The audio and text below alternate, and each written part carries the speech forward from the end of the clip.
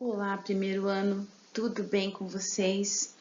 Bom, esse capítulo 5 de Sociologia, ele vai falar de trabalho e produção nas diferentes sociedades, ou seja, como que foi aí a evolução do trabalho ao longo do tempo, né, histórico. Pessoal, sabendo que a sociologia é a ciência que estuda a sociedade aí e os seus fenômenos, né, culturais, econômicos, religiosos, então, a sociologia ela se ocupa muito com 5 elementos, que é a estrutura social, os grupos sociais, a família, as classes sociais, os papéis que os indivíduos ocupam na sociedade. Vocês imaginam a nossa vida sem trabalho? Pois é, o trabalho nunca foi tão importante como hoje. No passado ele não tinha essa grande importância, né? Porque hoje, além de fonte de sustento e sobrevivência, é onde nos realizamos, nos identificamos, lidamos com o outro, não é verdade?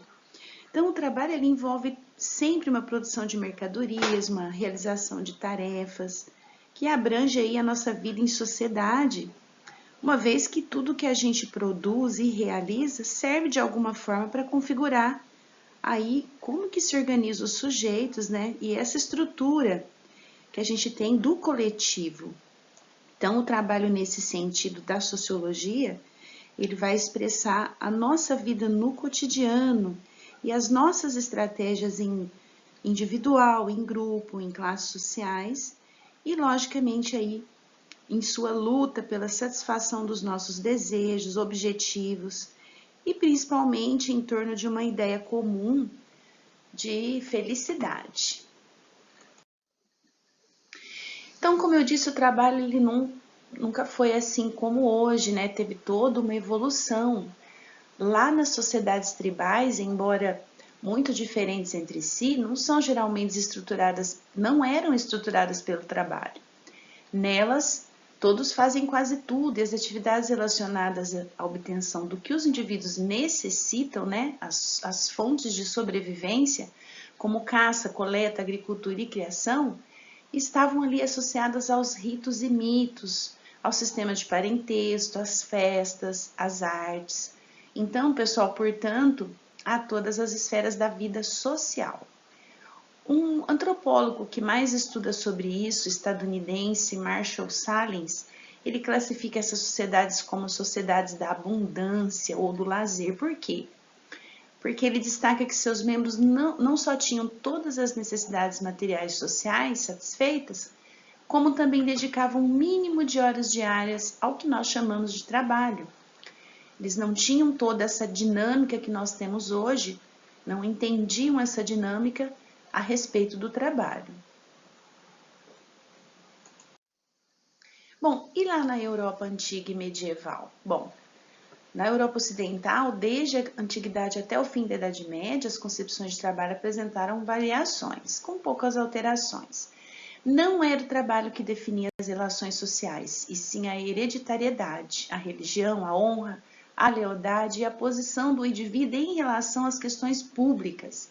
E esses elementos permitiam aí que muitos poucos vivessem do trabalho de muitos outros. Na questão da escravidão na antiguidade, né, o trabalho que deriva da palavra tripaulium significa instrumento de tortura. Então, lá era instrumento de tortura, que era realizado por escravos, né, pessoal? Basicamente prisioneiros de guerra e conquistas. Lá em Atenas, o ócio era praticado por intelectuais, ali os filósofos, matemáticos e cidadãos, enquanto o trabalho era executado por escravos. Então, era uma sociedade bastante escravista. Muitos escravos na Grécia Antiga ou na Roma Antiga eram membros da sociedade que ali por um acúmulo de dívidas tornaram-se escravos para saldar seus débitos. E como que era nas sociedades feudais? Bom, era aquele esquema de servidão. Aqui a gente pode ver essa pirâmide, olha, na base, grande maioria os servos, acima os nobres e guerreiros, depois o clero e depois comandando tudo o senhor feudal. Então, isso foi uma característica ali da Idade Média, com a instauração do feudalismo, o sistema de relações entre vassalos e suzeranos surgiu ali do trabalho servil. que era a forma de exploração de mão de obra que vinha ali do fim do Império Romano e das invasões germânicas. Bom, como funcionava nesse sistema, o trabalhador não era escravo, mas também não era livre.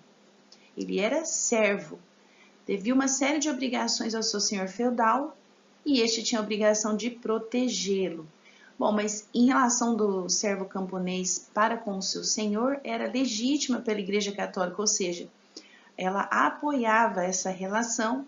Por quê? Porque ela pregava a predestinação divina dos indivíduos, ou seja, o nobre nasceria nobre, viveria nobre e morreria nobre, enquanto o servo nasceria servo, viveria servo e morreria servo. Ele não tinha ascensão aqui. E dizia que essa era a vontade de Deus. Então, para a igreja, a sociedade se dividia em 3 classes, né? Os que lutam e guerreiam, nobreza, os que oram, clero, e os que trabalham, servos. Essa era uma classificação fixa deles, não mudava nunca. E as bases do trabalho ali já na sociedade moderna? Bom, atividades ali na época já da indústria e o comércio, que surgiram na Idade Média, e a indústria resumia essas corporações de ofício, e a produção manufaturada era artesanal. Então, compunha-se de um mestre, um oficial e um ou mais aprendizes. E os artesãos trabalhavam sempre na sua casa, reservando um local para servir de oficina. E ali a sua matéria-prima eles compravam por meio de trocas, mas eram senhores de seu tempo. Mas isso foi mudando. E esses comerciantes industriais foram acumulando riquezas, começaram a financiar e organizar um novo modo de produção aí de mercadorias, decidindo o que produzir, a quantidade, o tempo. Então surgiram as manufaturas, pessoal, onde o artesão não participava mais de todo o processo, apenas de uma parte. E além disso, o trabalhador passou a receber um salário, né? E o trabalho foi se transformando em mercadoria. Ou seja, aqui já começou a difundir uma coisa que a gente tem hoje, né? Que é a força de trabalho que pode ser vendida e comprada. Assim, o tempo e o local de trabalho eram definidos por quem lhe pagava o salário. Então, ali no século XVIII, surgiu essa nova forma de trabalho, a maquinofatura. Com ela, o espaço do trabalho passou a ser a fábrica, pois era lá que estavam as máquinas que comandavam o processo de produção. Aqui nós temos aquele famoso filme Tempos Modernos, que retrata muito bem essas bases aqui já do trabalho na sociedade moderna.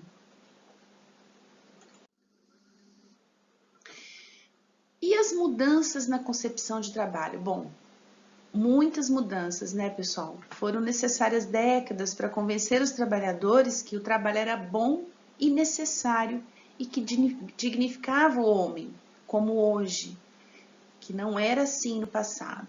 Então, vários setores da sociedade trabalham para isso, como as igrejas cristãs, e que pregavam que o trabalho era um bem divino e quem não trabalhasse estaria vivendo em pecado.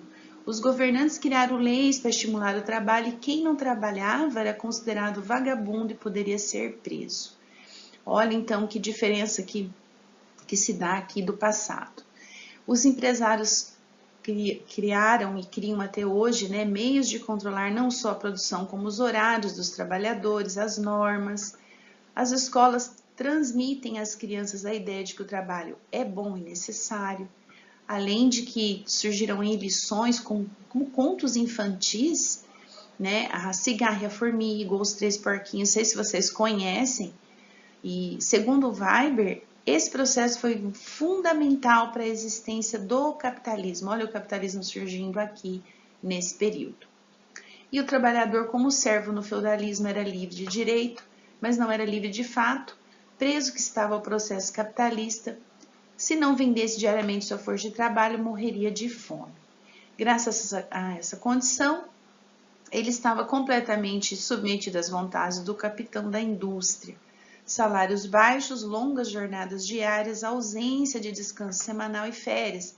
É porque aqui ainda não se havia regulamentado as leis trabalhistas que nós temos hoje. Então foram outras tantas décadas de luta aí para mudar essa condição. E vamos para a tarefa da semana? Bom, pessoal, quero que vocês leiam esse capítulo com atenção e foquem nesse último tópico que fala da mudança na concepção de trabalho, mas focando também hoje nessa época atual que a gente vive. Como que está a mudança na concepção de trabalho hoje? Com todo esse desenvolvimento aqui nesse mundo globalizado que a gente vive e esse grande desenvolvimento tecnológico, onde as empresas exigem cada vez mais um alto grau e nível de qualificação, certo? Então, essa configuração mudou muito e está muito acelerada, tá? Então, pesquisem isso, pode fazer para mim em forma de redação ou um texto, sempre com uma opinião crítica, que vocês sabem que eu gosto bastante da opinião de vocês, tá? Eu acho que aí dá para fazer esse trabalho em umas 30 linhas, mais ou menos, eu acho que ficaria legal, tá bom?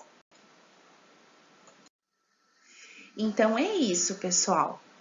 Chegamos aí ao fim dessa aula. Eu desejo assim muita sorte e sucesso nos nossos conteúdos. Sejam bem-vindos ao segundo semestre e estou sempre aqui à disposição para esclarecer qualquer coisa, tá? Fiquem com Deus. Até a próxima. Tchau, tchau.